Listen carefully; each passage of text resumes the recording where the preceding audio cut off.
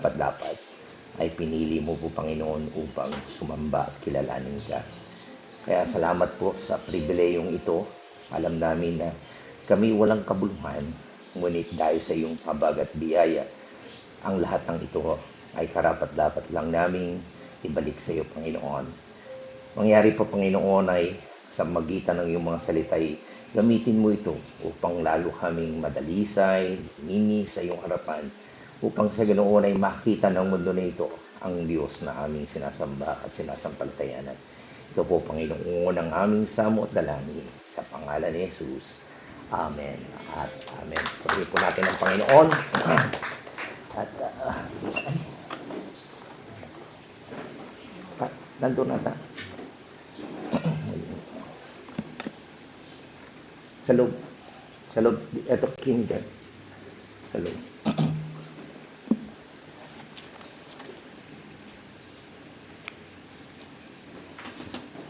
Sa side, doon sa loob.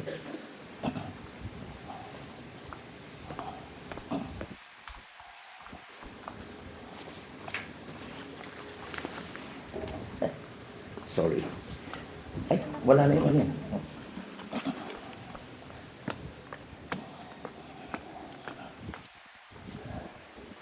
Okay. Tayo po ay nasa serye ng pag-aaral natin sa Book of Peter, chapter 1. Okay. Verse 22 to 25. Okay. Pakiayos ito, maliit mo siya. Lakihan mo yung sa screen. Parang, huwag yung may notes.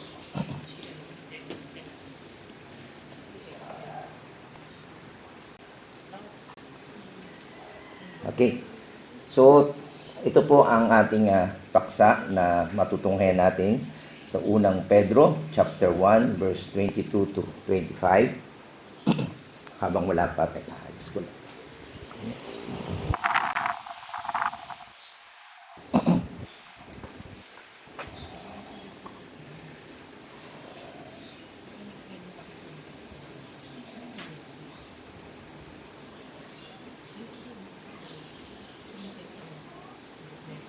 Yan.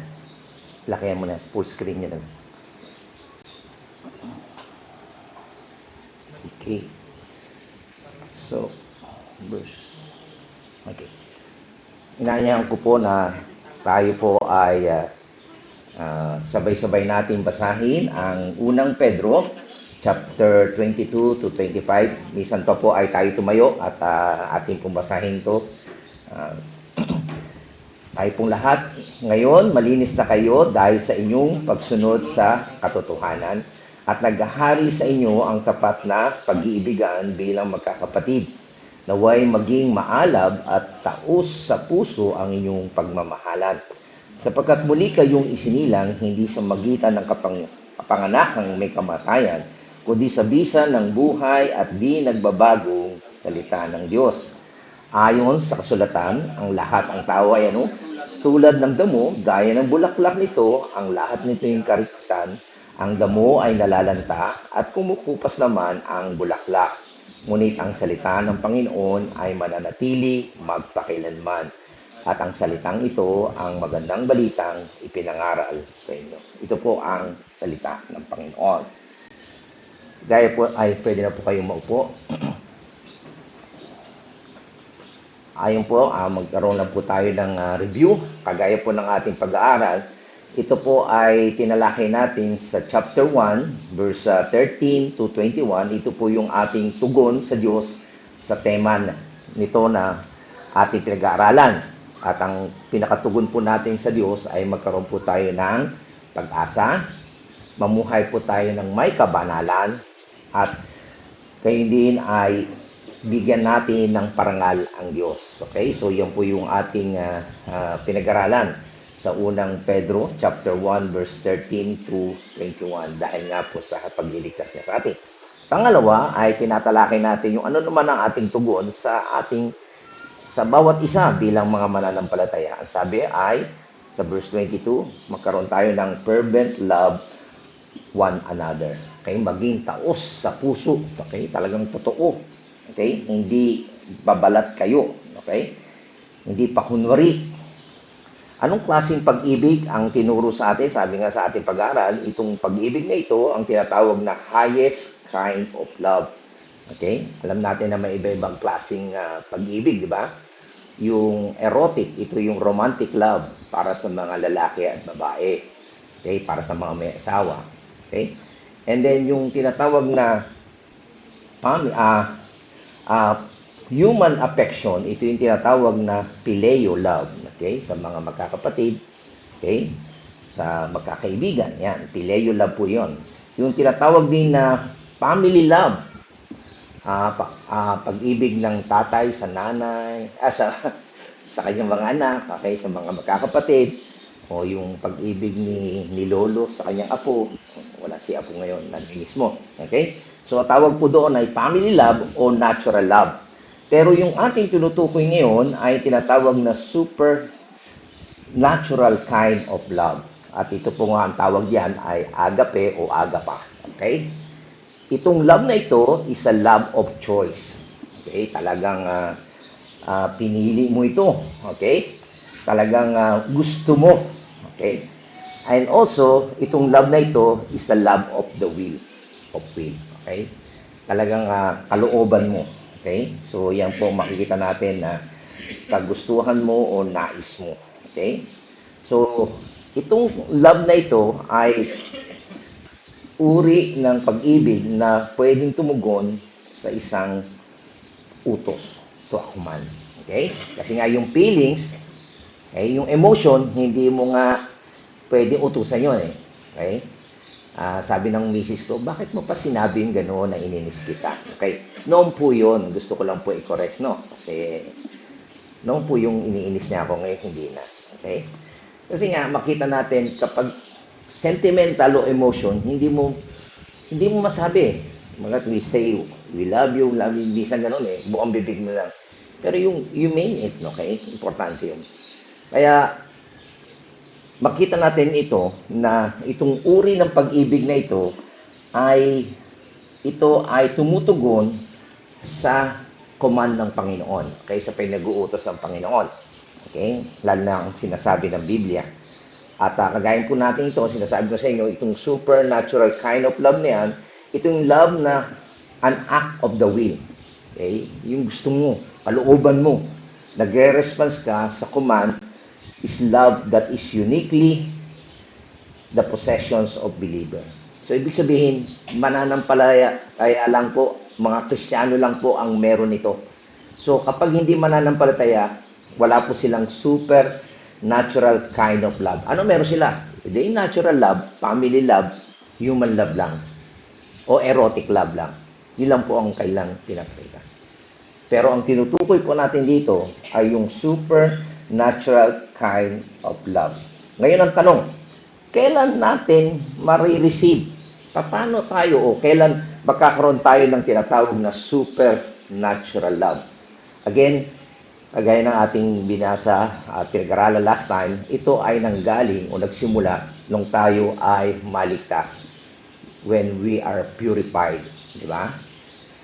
So, ang salvation po, makita natin, ay naging great capacitator. Kumbaga, nung ikaw ay diligtas ng Panginoon, nilinis na, meron ka ng kakayanang umibig supernaturally.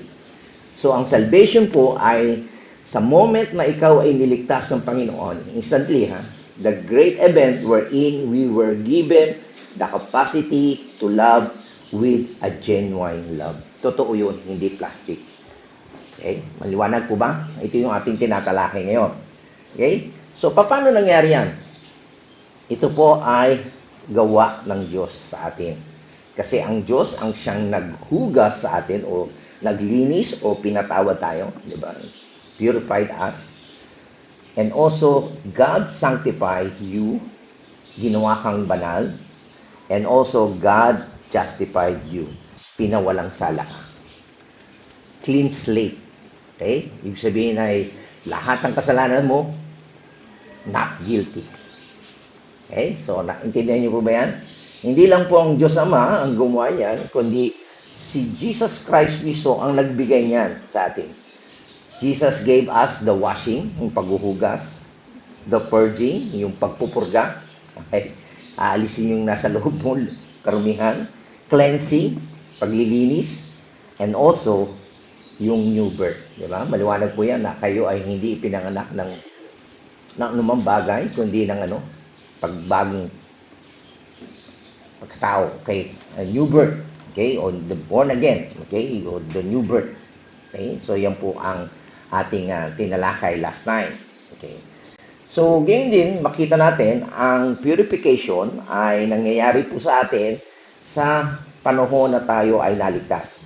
Ang ginagawa po ng Diyos, hinuhugasan niya yung mga past sin natin, mga lahat ng kasalanan natin in the past. At ganyan din, hinuhugasan niya rin tayo in order that you might live purely in the future. So, maliwanag po yun, kung ikaw ay hindi mananampalataya, lahat ng kasalanan mo before ka naging believer, lahat yon wash na, linis na. Kaya kung meron man susumbat sa inyo o kakilala, dati ganito yan, kaklase ko, ganito, basta bulero yan, dati ganito yan, gano'n. Ikaw ay mananampalataya, wala na po. Okay? At hindi lang yun, patuloy kang nililinis para sa future, hindi mo na balikan yon yung dating buhay mo. Diba napakaganda? Bago na. Ito pang masaklap kapag ikaw ay nabilanggo, paglabas mo, parang walang nagbibigay sa iyo ng pagkakataon. Di ba? Tama? Kasi nga, nakatatak yung record mo. Tatandaan po natin tayong lahat ay nakabilanggo sa kasalanan. Pag pinatawad tayo ng Panginoon, bagong nilalang na po tayo. And then yan, new start. Okay? So, yan pong ginagawa ng purification. So, makita po natin na ito ay gawa ng Diyos, pero tandaan po natin, it is never apart from the desire or the will of the sinner. Okay? Hindi po hiwalay ito sa naisin at kalooban ng isang makasalanan. At yan nga po yung ating huling pinag-aralan. Sabi sa Isaiah 55 verse 6 to 7, sabi, hanapin mo si Yahweh habang siya'y matatagpuan. Manalangin ka sa Kanya habang siya'y malapit pa. Dapat ng talikuran ang gawain ng taong masama at dapat magbago ng pag-iisip ang taong liko. Siya'y dapat manumbalik, lumapit kay Yahweh upang kahabagan at mula sa Diyos makakamit nila ang kapatawaran. So, makikita po natin dito, and even ang tao, ika nga ay pag siya'y binago ng Diyos, makita natin, meron din po siyang desire and will na talikuran ang kasamaan at magbabago ng pag-iisip. Okay? At siya'y dapat manumbalik at lumapit sa Panginoon upang siya ay kahabagan. Okay? So, yan po yung sinasabi sa Old Testament. Ito po ang continuation ng ating pag-aaral ngayon sa James chapter 4 verse 8. Sabi naman sa New Testament, lumapit kayo sa Diyos at lalapit siya sa inyo. Linisin niyo ang inyong mga kamay, kayong mga makasalanan. Linisin niyo ang inyong puso, kayong pabago-bago ang isip.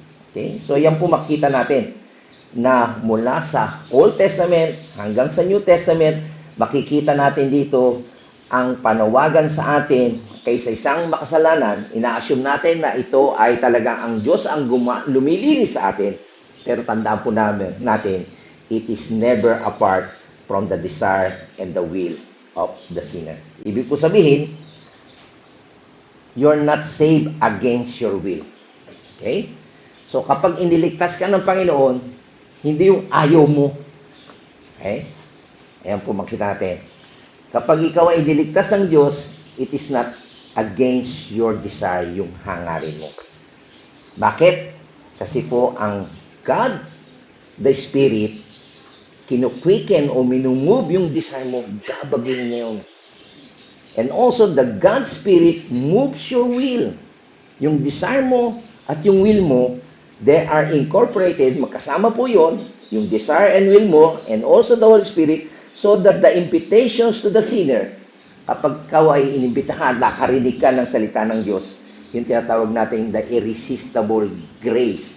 Kapag nakarinig ka ng mensahe ng Panginoon, talagang magkakaroon ka ng pagde-desire. So, legitimate invitation, ito po yung hangarin na ikaw ay tutugon. Okay? So, ano po ibig sabihin ito? Ibig ba sabihin ito? Sabi nga ay, kapag tayo ay iniligtas ng Panginoon, we are willing to be purified? Willing ba tayo talagang magpalinis? Totoo po yun. Okay? Hindi sila napipilitan. Yung iba, magpe-preach, taas kamay, napipilitan lang. O kaya naman sasabihin, patapos na lang. Oo na lang, okay, tataas kamay, mananalangin. Pero tandaan po natin, ang totoo, okay, na naligtas, willing po sila magpalinis. Okay? Kasi it is the work of God. The Holy Spirit ang babago sa desire mo. Okay? When we are saved, meron po tayong desire to be cleansed of sin. Okay? Kasi nga po, yan ay gawa ng Diyos sa atin. So, tandaan po natin na ang Diyos ang nagpo-produce ng conviction na talagang nakukumbinsi ka, napapatunayan mo, na naniniwala ka na ikaw isang makasalanan. Okay? Kaya yung will mo and desire mo ay mababago. Kaya at the point of salvation, beloved, we were purified. Balikan niyo yung punto na kailan ba kayo naligtas. Hindi yan sa pagpe-pray ng sinner's prayer. Okay? Na yun ang akala ng iba. Pero yung iba, sumusunod lang. Pero wala naman nangyari. Tapos yan, sa mga evangelistic crusade, wala nangyari. Kasi hindi naman talaga binago yung puso at desire nila. Napilitan lang, nakisama lang. Okay? Ito po yung sinasabi ko sa inyo na malalim na pag-aaral natin ng kaligtasan. Na kaya kayo nag-response ay dahil kumilos ang Diyos sa inyo. Binago ang inyong kalooban at ang inyong desire. Ang isang magandang example po niyan ay si Saul, na si Apostle Paul. Ang will ba niya and desire ay makinig sa evangelistic meeting? Makinig ng mensahe ng mga apostol? No, di ba? Papunta siyang Damascus para pumatay ng mga, manghuli ng mga mananampalataya. Pero nung kumilos ang Diyos sa kanya, nabago ang kanyang will and desire. Baka niyo yun? So, dito makita natin na ang Diyos nga po ang nagpupurify sa atin. Ang tanong pa sa atin, paano yung pastor? Nagkakasala pa rin tayo. Totoo po yun. Kahit ikaw yung mananampalataya, okay, pwede pa pong magkasala tayo. Kasi ang purification ay proseso. Okay? Proseso po yan. Pero yung justification o yung salvation mo, instant po yan. Ang moment na talagang nagsisi ka sa iyong kasalanan, manampalataya ka sa Panginoon, sumunod ka sa kanyang kalooban, pinawalan sala ka na. Okay? Pero makita po natin dito na habang nandito pa tayo sa mundo, nadudumihan pa rin po ang ating buhay. At isa sa magandang halimbawa niyan ay makikita natin sa John chapter 13. Okay? Punta po tayo sa John chapter 13. Umpisahan po natin sa verse 6. Ano yung istorya po dyan? Ang istorya po dyan ay patungkol po kay Simon Pedro. Sabi po dyan, paglapit niya, ito yung nasa upper room po sila, di ba? Isa sa mga kaugalian, kapag ikaw ay pumasok sa isang bahay, meron pong servant na maglilinis sa inyong mga paa. By the way, ang kali po doon ay hindi po sementado, kundi lupa, dirt, okay? So every time na papunta ka sa loob ng bahay, okay, kakain nga sila noon, huling hapunan walang naghugas na nila. Nagtitingi na sila. Siguro Pedro, hindi ako ba? Sabi naman Diyos, hindi siguro din ako. Pero hindi rin ako. Sino kaya? Nagpamataasan sila. Anyway, so ganun yung senaryo. Kaya ano ginawa ng Panginoon? Siya ang naglagay ng towel, naglagay gano'n. At paglapit niya kay Simon Pedro, tumutulito. Sabi niya, Panginoon, kayo po ba ang maghuhugas ng aking paa? Kasi sabi hindi ako. Kumbaga, mataas ang pili niya. Di ba si James Angel, sabi nga sabi pa ng nanay, pwede ba, pag naghahari ka na, Sa kanan at sa kaliwa. May ugali yung mga alagad na tataasan no? Nagulat sila. Si Jesus mismo, alam nila yung alipin, yung naghuhugas ay alipin. Kaya sabi ni Pedro, Panginoon, kayo po ba ang maghuhugas ng aking paa? So, yan po yung senaryo. Okay? Sabi ni Pedro, ni Jesus, hindi mo naintindihan. Later on, maiintindihan mo. Ganun po ba? Di paliguan mo na ako. Exaggerated naman, no? Una, ayaw. Tapos nung sabi, maiintindihan mo rin yan. Okay? Hindi mo naintindihan sa ngayon, pero maiintindihan. Di paliguan mo na ako. Ano naman sagot ng Panginoon? Sa response ni Pedro. Sabi nga, sumagot si Jesus, nakapaligo na ang hindi na kailangang hugasan pa maliban sa kanyang paa. Kapag ikaw naligo na, okay, malinis ka na. Pero maliban sa paa mo. Kasi, halimbawa, naligo ka. Pag naglakad ka, matutumihan na naman paa mo. Tama? Kaya sapagkat malinis na ang buong katawan at kayo'y malinis na, subalit hindi lahat. Ang tinutukoy niya doon ay walang iba kundi doon si Judas. Okay. Ano po ang gusto nating pakahulugan nito na sa ating spiritual sense? Okay? Ibig sabihin, kapag ikaw ay naligtas na, nagkaroon ka ng salvation, you were totally washed. Nakapaligo ka na. Okay? Kapag ikaw ay mananampalataya na, na-justify na ng Panginoon, ang pakahulugan po doon, pinaliguan ka na ng Panginoon. Purging na. Linis ka na. Pero, okay, habang nabubuhay ka sa mundo na ito, lumalakad ka, nadudumihan ng iyong paa. Kaya yun po ang sinasabi na kailangan linisin ang paa. Okay yan? Yun po ang ibig sabihin nito. Kaya patuloy po tayong humihingi ng kapatawaran sa mga kasalanang nagagawa ng isang mananampalataya. Hindi po. Sa harapan ng Panginoon, justified, bayad na. Pero ang gusto ng Panginoon, araw-araw maglinis ka ng paa. Nakaya po ba yun? Yun po yung proseso. Okay? Na sinasabi dito sa John chapter 13 verse 16. Okay? So, ayan po, makita natin na sinasabi din po na sa 1 John chapter 1 verse 17, sabi niya, ngunit kung namumuhay tayo ayon sa liwanag, gaya ng pananatili niya sa liwanag, tayo'y nagkakaisa at ang lahat ng ating kasalanan ay nililinis ng dugo ni Jesus na kanyang anak. So, trabaho po ng Diyos yun, patuloy kayong linisin. The more na namumuhay tayo sa liwanag, lumalapit tayo sa Panginoon, nag-aaral tayo ng salita ng Diyos, doon mo makikita, mas marami ka palang kasalanan. Hindi mo napapansin yan? The more na ikaw ay nag-aaral, napapalapit sa Panginoon, ang dami mo palang kasalanan, ang dami mo palang pagkukulang. Nakikita mo na talagang ikaw ay sinner. Kaya ka lang pinili ng Diyos dahil kinahabagan ka, naawa siya. Kaya wala kang ipagmamalaki. So every time na meron kang nagagawa, halimbawa, nakasalta ka ng masama, nakapag ganito ka, ginawa mo ito, dati noon, okay lang, natutuwa ka, asarin mo yung kapwa mo, manlugo ka, sirain mo ang buhay mo sa mga masasamang bisyo. Ngayon, ayaw mo na. Pag may nagawa ka, ayaw mo na. At yan po yung ginagawa ng Panginoon. Nililinis tayo ng dugo ng ating Panginoong Jesucristo. Diba? Napakaganda ng mga katotohanan ito. Okay. So, yan po ang ginagawa ng Panginoon.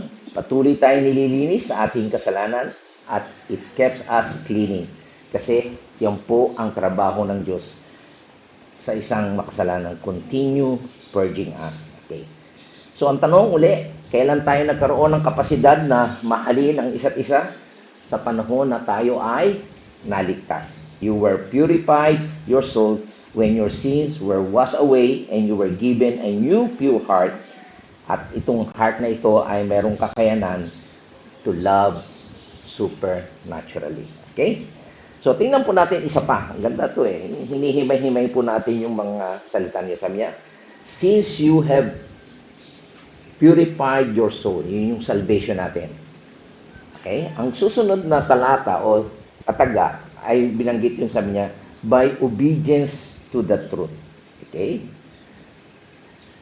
So, mapapansin nyo, there is a word that is always associated with salvation in our mind that is missing here. Okay? Meron pong missing word na nakaakibat sa salvation. Alam niyo po ba? What is it? Ano kayang word yan? Ha? Meron? Other answer? Okay? Ang salita po na namimiss po dyan, okay, ay yung salitang faith. It's missing. Okay? It doesn't say anything about faith. Diba? Tingnan nyo ha. Since you have purified your soul, ang sumunod na ay ano? By obedience to the truth. Okay? So, ito po ang tinutukoy ay kaligtasan natin. Okay, parehas yan. Purify your soul by the obedience of the truth. So, na-miss natin yung yung word, but walang binanggit na faith. Okay, tingnan natin, pag-aralan natin. Totoo bang wala yan? Okay? So, kapag tayo ay nalinis yung ating yung ating kaluluwa, okay? So, ito po ay tinatawag na moment of salvation. Ito po ang ibig po sabihin nito, turning from sin as a purging of sin. Okay? Yun po yung ibig sabihin ng purified your soul. Okay? So, ang old sin mo ay nilinis na at binigyan ka ng bagong pagkatao, yung holiness is implied. Okay? And then, pangalawa na makita natin dito, yung salitang obedience to the truth. Okay? Again, wala nga yung salitang faith. Okay? So, titingnan po natin dito, ang tinutukoy po dito yung obedience to the truth. Okay? It's tungkol sa obedience. Tingnan natin. You have purified your soul. Okay. Dalawang bagay po na makita natin at the moment of salvation ay una, turning from sin and submission to the truth. Okay. Importante po yan kapag tayo nag-evangelize yung tinatawag na repentance. Hindi lang basta accept Jesus Christ o mahal ka ng Panginoon unconditionally. Mali po yung kapag tayo nag-evangelize sa isang makasalanan. May condition po, kaya po pinagre-repente, hindi natutuwa ang Diyos sa kasalanan mo. Okay? Ang gusto ng Panginoon, at the moment of salvation, we turn from sin. Yun yung pong tinatawag na repentance. At pangalawa, ay magpailalim tayo sa katotohanan. Okay? Tandaan po natin, ito ang lagi na elemento sa totoong saving faith. Kapag meron kang totoong saving faith, lalayo ka sa kasalanan mo at aakapin mo ang katotohanan. Okay? Tandaan po natin, si Pedro, so faith, by the way, hindi ina-avoid ni Pedro ang pananampalataya, kundi ipinapaliwanag niya ito. Okay? Kaya kanina, sabi natin, parang wala yung word na faith. No. Dinidefine lang ni Pedro ang pananampalataya. Okay? Kasi ang faith is implied in the turning from sin. Kapag ikaw ay may pananampalataya, tatalikuran mo ang iyong kasalanan. Gaya ni Saulo, di ba? Makita natin. Akala niya religyoso siya, handa siyang pumatay ng mga mananampalataya. Kita nyo? Nung binigyan siya ng Diyos, ng pananampalataya, ginawa niya pa ba yun? Pinatay pa ba niya ang mga mananampalataya? Hindi na. Si Zaccheo, makita nyo. Maniningil siya ng buwis, mandaraya siya, di ba? Nung nakausap niya ng Panginoon, nagkaroon siya ng faith sa Panginoon. Ano sabi niya? Kalahati ng aking kayamanan, ayan o, mamimigay ko, at kung meron ako nagkasala, na daya, babayaran ko ng 4 na beses. Pagsisisi. Tama po ba? So, yun po ang makikita natin. At yan ang misa na nawawala ngayon sa ating pag-evangelize. Hindi natin sinasabihan sa Bible, nakalagay kasi repent and believe. Okay? And also, yung faith, it is implied in salvation to the truth. Okay? So, makita po natin dito na it is so much richer to use the word obedience. Mas magandang gamitin yung word na obedience kaysa sa salitang faith. Kasi ang obedience, hindi lang ito mental assent o yung pamapayag ka, okay? Pahintulot, oo ka lang, kundi ito ay ibig sabihin ng obedience, it is active submission. Nagpapailalim ka, active obedience. At ito po ang nangyari sa panahon na tayo ay niligtas ng Panginoon. Yung iba, oo lang, taas lang kamay, sige, para lang matapos na. Tama, nangyayari sa inyo pag may kausap kayo. Kahit yung mga tinuturuan nyo, huwag kayong aasa, nag-pray yan, nag-recite yan. Ang totoong may pananampalataya, actively, nasunod yan. Maliwanag pa ba? Yun ang totoong naligtas.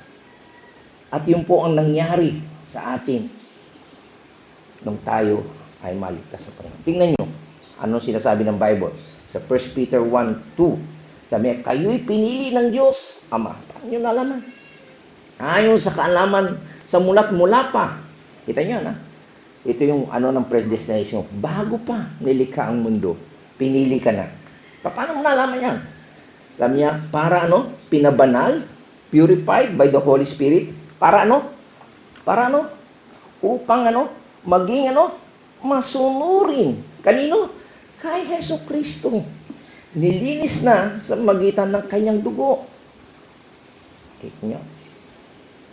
So makita natin po dito yung purging, yung paglilinis, yung cleansing, ito yung mga elemento sangkap sa repentance. Maliwanag po ba?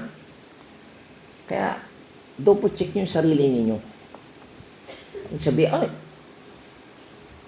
hindi masama na double check nyo, ligtas na ba talaga? Nakita, nagsisi na ba ako? Yung mga dati ko bang ginawa ay talagang nilinis na ng Panginoon. Nainis na ba ako?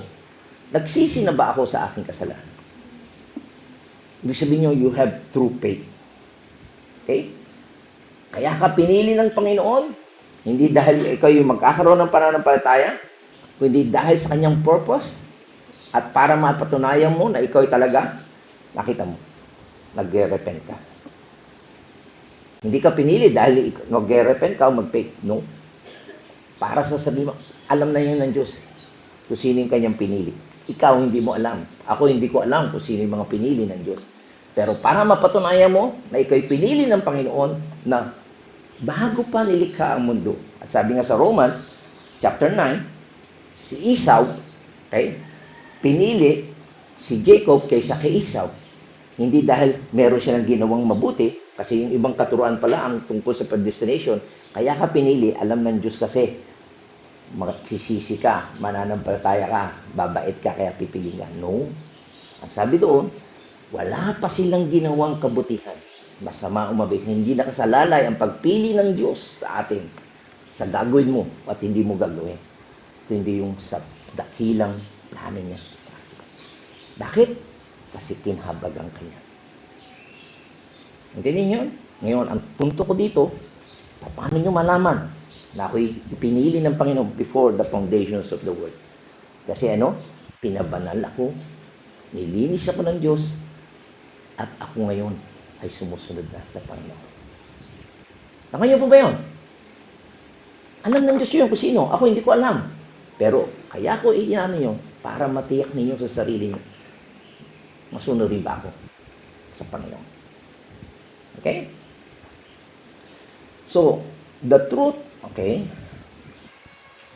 By the way, ang tawag din po sa mga mananampalataya, sabi diyan sa 1 Peter chapter 1 verse 14, sabi niya, bilang masunuring mga anak, huwag kayong umayon sa masasamang pagnanasa tulad ng ginawa ninyo noon, kaya nung wala pa kayong tunay na pagkaunawa. Okay? So ano tawag ngayon sa mga totoong believer? Masunurin. Okay? Kaya makikita niyo talaga ang totoong mananampalataya, masunurin yan sa salita ng Diyos. Okay? Kaya yung mga anak ninyong pasaway, okay? O ikaw pasaway, baka mag-isip-isip ka, okay? Kailangan ng Diyos na i-purge ka pa, linisin ka. So makita po natin dito yung obedience, ito po yung seal in that na sinasabi ay sa pamagitan ng dugo, di ba? Binanggit po diyan, di ba kanina na sa magitan ng dugo ng ating Panginoon. Okay?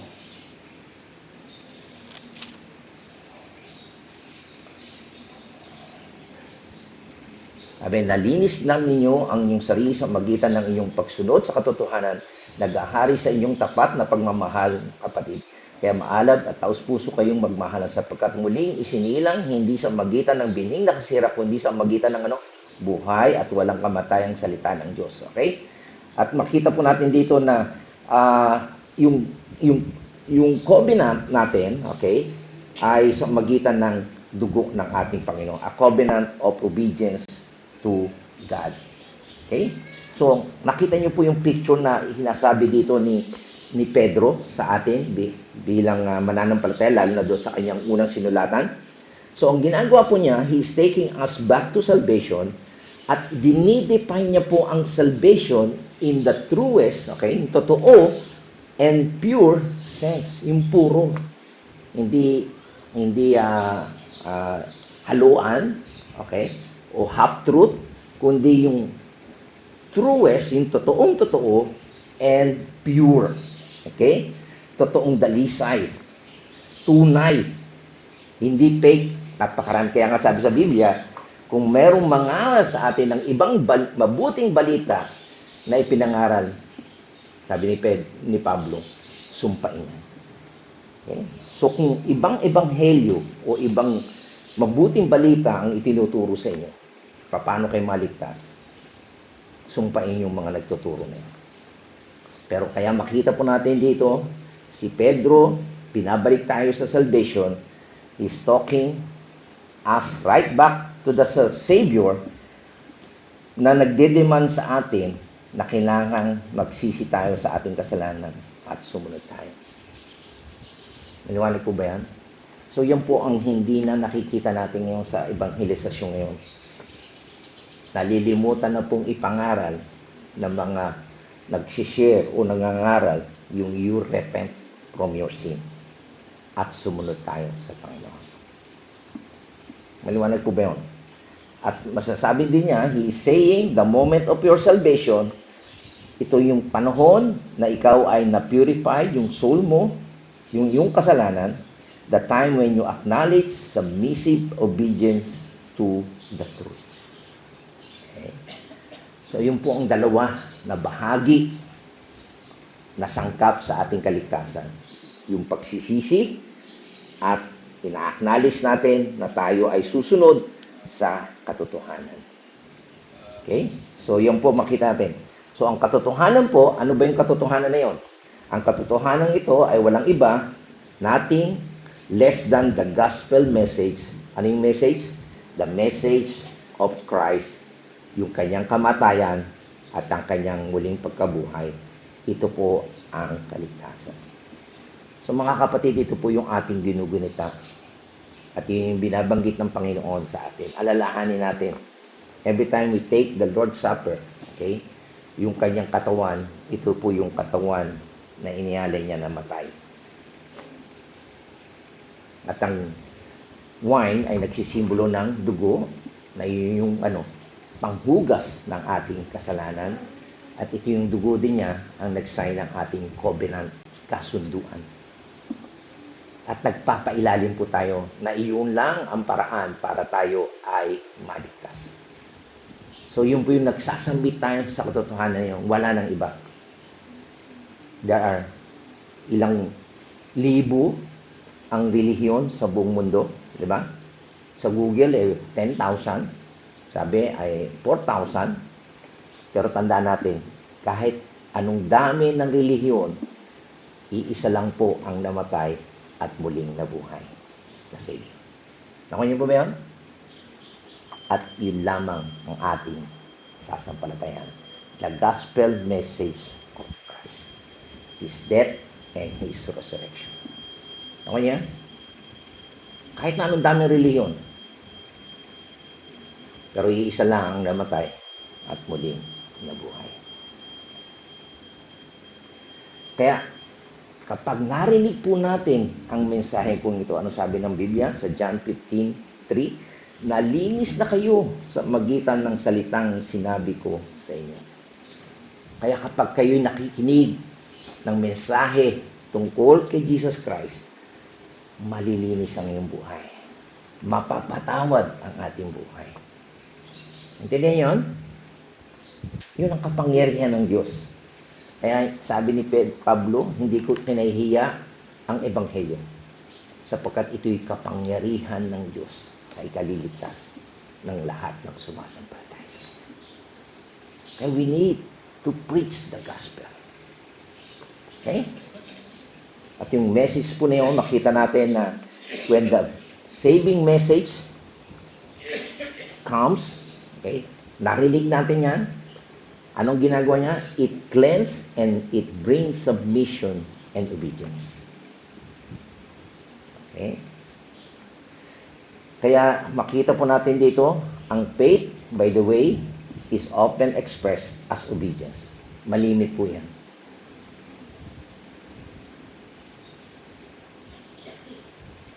Kung sinasabi mong may pananampalataya ka, sumusunod ka sa katotohanan na sinasabi ng Biblia. Ay, nagkwentuhan kami nung linggo ni Jong. Sabi niya nung siya'y nasa rehab. Yung iba, kahit na anong rehab mo, okay? Kaya sabi niya, sinamahan niya ng pananampalataya. Okay? Anong ibig sabihin yun? Susunod ka sa sinasabi ng Diyos. Diba? Kasi kahit na anong rehab mo, maraming tao nag-rehab din. Di ba? Wala rin naman nangyari. Tama? Kasi kung hindi ka nagkaroon ng pananampalataya o sumunod sa sinasabi ng Diyos, wala rin yan. Tama niya? Wala epekto yan. Kaya ang sikreto po yung pananampalataya natin sa Panginoon o pagsunod natin sa Panginoon. Tingnan niyo. Sabi sa Romans chapter 1, verse 5, na sa pamagitan niya tinanggap natin ang biyaya at pagka-apostol sa sa pamagitan ng sa pagtalima sa pananampalataya sa lahat ng mga bansa dahil sa kanilang pangalan. Sabi sa wikang Ingles, sabi niya, by whom we have received grace and apostleship. Tinanggap daw ni Pablo ang biyaya ng Diyos at pagiging niyang apostol sa magitan ng sa obedience to the faith among all nations for His name. So, yan makita po natin dito na itinatawag na obedience to the faith. Okay? At sinasabi dito, yung obedience to the faith ay it's another word for salvation. Okay? Kapag sumunod ka sa magitan ng pananampalataya, ikaw ay maliligtas, maging Hudyo ka man o hindi. At ano pa sabi ng Panginoon? Para ma-verify ang iyong pananampalataya, sabi niya sa John 8:31, sinabi naman ni Jesus sa mga Hudyo na naniniwala sa Kanya, kung tinutupad ninyo ang aking aral, kayo nga'y tunay na mga alagad ko. Okay? Para ma-verify, para mapatunayan na talagang may pananampalataya ang mga Hudyo. Ito kanino niya in-address yan? Sa mga Hudyong naniniwala sa Kanya. Maraming ganun. Sabi, anak din kami, di ba? Maraming Pariseo, ganun eh. Pero sabi ng Panginoon, hindi, kilala ko kayo, sabi ng Panginoon. Wala ang pag-ibig ng Diyos sa inyo. Di ba? Alam ng Panginoon. Pero sabi niya, para mapatunayan ninyo na talagang totoo kayo, okay? Na meron ay talagang pananampalataya, tinutupad ninyo ang aking aral. Kayo nga ang tunay na mga alagad ko. Maliwanag? Ulitin ko, alam ng Diyos ang kanyang pinili. Alam ng Diyos ang totoong mga alagad. Si pastor hindi alam kung sino sa inyo. Pero para matupanayan nyo, kayo at ako, sumusunod kayo sa sinasabi ng Panginoon. Okay? Madali kasi nga sabihin na may pananampalataya kayo, di ba? Sabi nga sa James, hindi mo naman nakikita sa iyo, hindi ka naman sumusunod. Okay? Mabuti pa ang demonyo. May nanginginig pa. Sabihin, alam niyang meron Diyos, naniniwala siyang meron Diyos. Kaya pag narinig niya ang Diyos, nanginginig sila. Di ba? Yung mga demonyo, pag dumating pa, natatakot sila. Mabuti pang demonyo, may epekto. Nanginginig, natatakot. May reaksyon. Pero yung mga iba na naupo, nakikinig, sinasabing may faith kami, wala nang nakikinig, wala epekto. Nakita niyo? Walang pagsunod. Kaya sabi ni Pablo, ni James, patay yun. Useless. Walang pagsunod, walang reaksyon, walang epekto. Tako niyo yan? So, ito po, napakahalaga. Madaling sabihin niya, meron kang pananampalataya. Okay? Pero pwede mo ma-verify yan. Mapatunayan mo sa sarili mo. Kasi, sinusunod mo ang salita ng Diyos. Okay?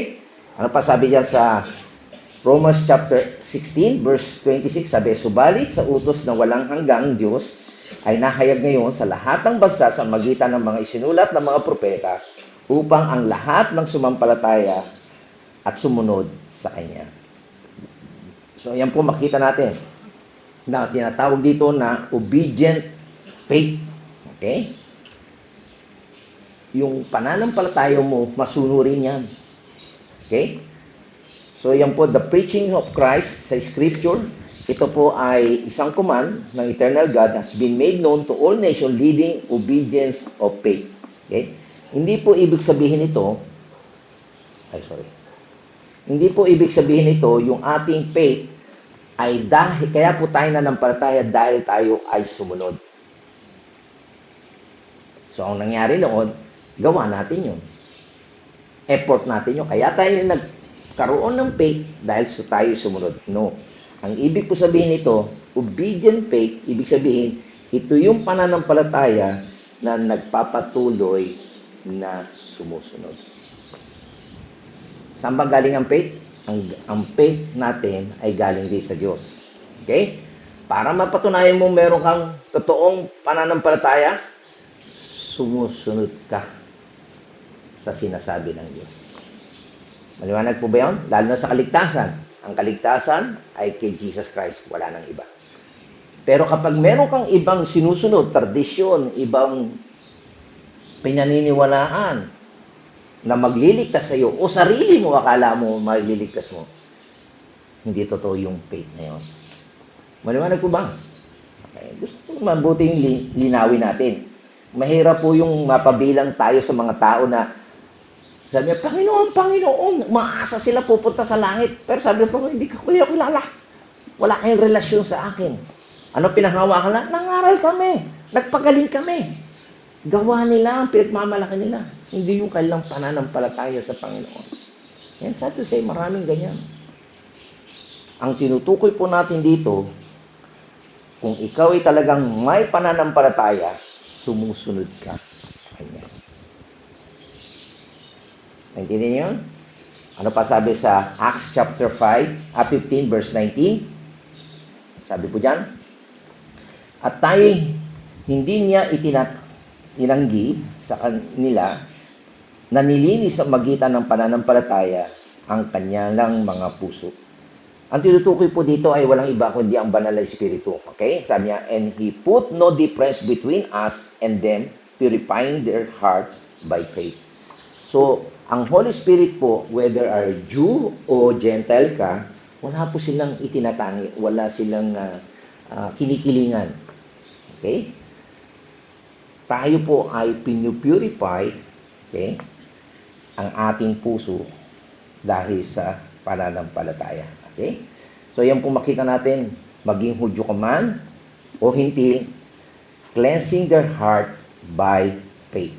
So, ito, makikita po natin dito, mga kapatid, ang mga elemento, okay, mga sangkap, ang faith and cleansing are linked. Magkaugnay po ang pananampalataya at yung cleansing o repentance na tinutukoy po doon sa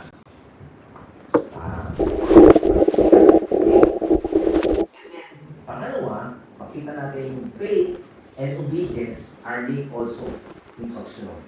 Kung totoo nga may pananampalataya, okay, susunod ka. So maliwanag mga kapatid, cleansing, paglilinis, pagpupurga, pagdadalisay, and obeying, yung pagsunod, ay bahagi ng totoong saving faith. So maliwanag mga kapatid, hindi nawala yung pananampalataya sa sulat ni Pedro, kundi i-define lang ni Pedro sa lalong malinaw at totoong dalisay na paliwanag na talagang para kamalikas, mayroon kang totoong saving faith. At napapaloob sa saving faith na yun ay yung repentance, obedience to the word of God. Okay, sabi nga sa Romans chapter 6, verse 16, hindi ba ninyo nalalaman na kung kanino ninyo inihahandog ang inyong mga sarili na pinapaalipin upang tumaliman, ay kayong mga alipin inyong tinataliman, maging ng kasalanan sa ikamamatay, maging ng pagkalima sa pagiging matuwid. Kapag isinabit nyo raw yung sarili nyo, knowing not that you have yield yourself servants of grace, kapag pinailalim nyo raw yung sarili, okay, para sumunod, magiging alipin kayo nun. Whether you are alipin para sa kasalanan at mag-uwi ko ng kamatayan, o magpapaalipin ka saan? Sa pagsunod para ikaw naman ay maging matuwid. Dalawang bagay po yan. Okay? Kaya napakahalaga po ng submission o obedience. Okay? Kaya ano sabi po sa verse, kaya makita po natin dito, ang salvation is purging. Okay? And obedience, paglilinis at pagsunod, repentance, and submission. Yan po ang napapaloob sa totoong kaligtasan. Okay? Kaya ano sabi po sa verse 17, ulitin po natin sa verse 16, sa ibang translation, hindi ba ninyo nalalaman na kapag nakapagkasundo kayo sa sino mang inyong sinusunod, kayo'y nagiging alipin ito. Sabihin, may pag pinili na magiging Panginoon mo, alipin ka ito. Maging ito ay hahantong sa kamatayan o sa pagsunod sa Diyos na hahantong sa kasiyahan. Dalawa po yun. Pero ano sabi sa verse 17, ngunit salamat sa Diyos, ay dating alipin ng kasalanan. Ito yung dati nating kalagayan. Alipin tayo ng kasalanan. Kung ano yung gusto ng kasalanan, yung ating nasusunod. Yun ang master natin, di ba? At malimit yung pera. Sabi na Panginoon, you cannot serve two master, the God and the mammon, o pera.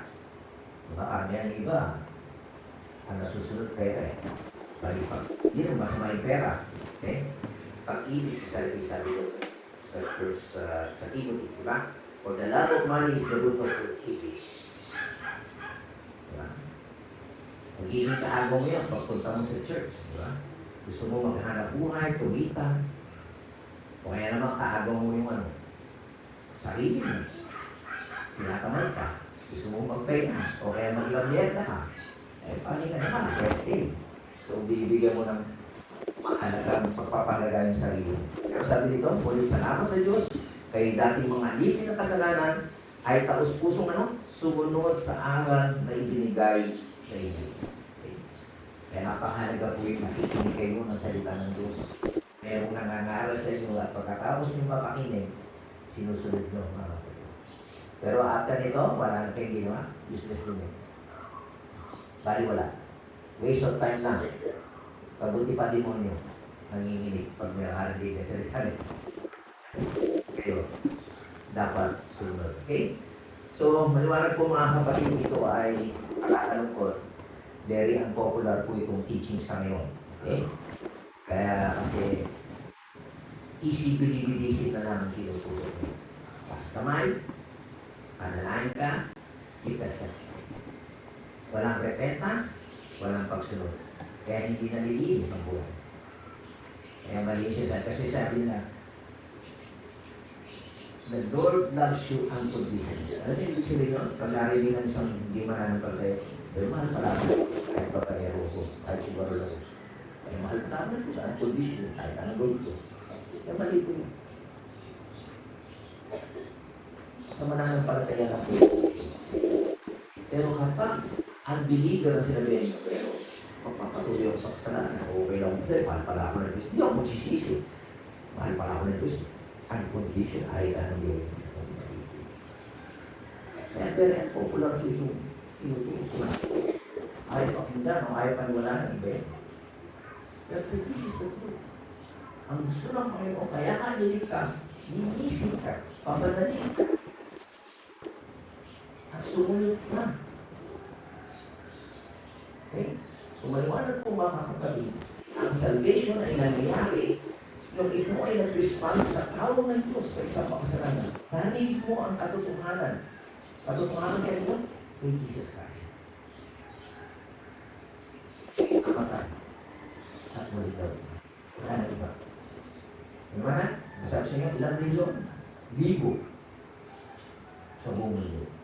Ang tanong, ilan ang namatay at muling nabuhay para sa iyo kasama? Ilan ang nagbayad?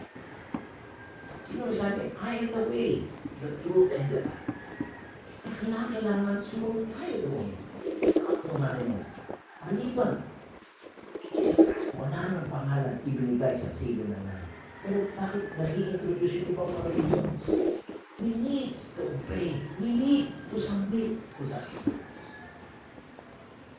So, kailangan pakinggan natin ang katotohanan ito at anong magiging resulta nyo? Tatalitan natin ang ating kasalanan.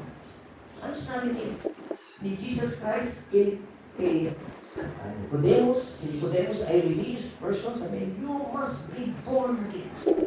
Kung ano yung alam mo, ano yung religion mo, hindi mo ako idadagdag, alisin mo ang iyong paniniwala. Yung sabihin ng effort mo, you must be born again. You must repent. Okay? Yan ang kulang sa iyo. Kailangan mag-turn from sin and obey the call to believe and submit sa sinasabi ng katotohanan. Doon po natin makikita, mararanasan naman ang totoong kaligtasan. At kung tayo ay mayroong kaligtasan, doon pa lamang natin masasabi na tumanggap tayo ng kapasidad na magmahal, supernatural na Panginoon.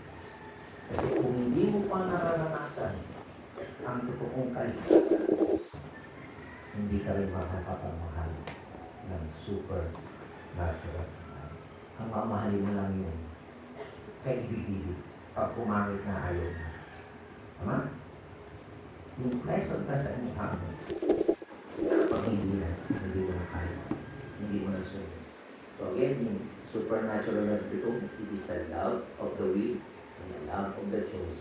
Itong love na ito ay susunod sa pinag-uutos. Sa susunod po ay itutuloy pa natin na kasama sa pinag-uutos ng Panginoon is to love one another. Okay? At sino ba yung one another na yun? Sino yun? Ha?